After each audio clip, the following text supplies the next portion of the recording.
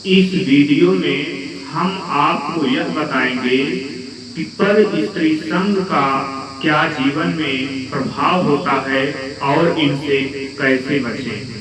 पहली बात, पर स्त्री से कभी मेल नहीं रखना चाहिए, क्योंकि यह समय कलयुग चल रहा है और सभी जानते हैं कि कलयुग के प्रथम राजा महारथी अर्जुन के पौत्र वीर अभिमन्यु के पुत्र राजा परीक्षित हुए हैं।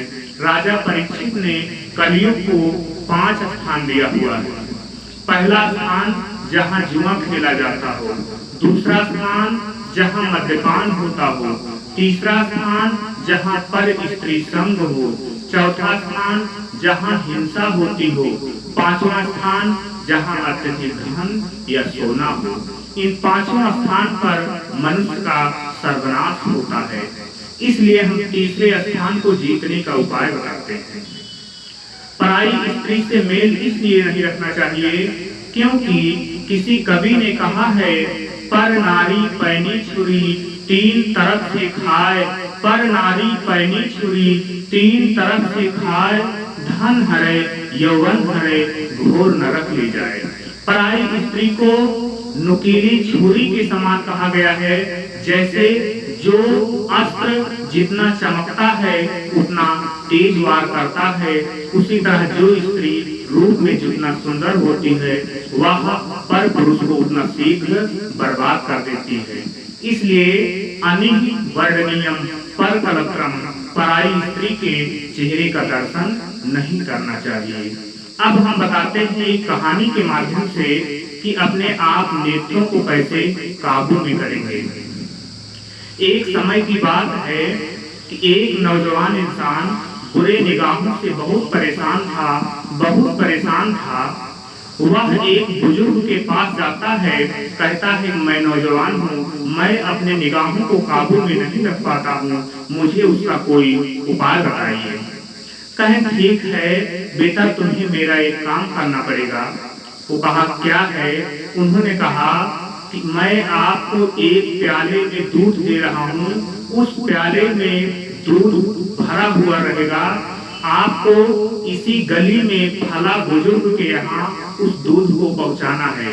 क्या आपको स्वीकार है? इन्होंने कहा स्वीकार है, लेकिन एक शर्त होगा कि दूध का एक कतरा भी जमीन पर नहीं गिरना चाहिए।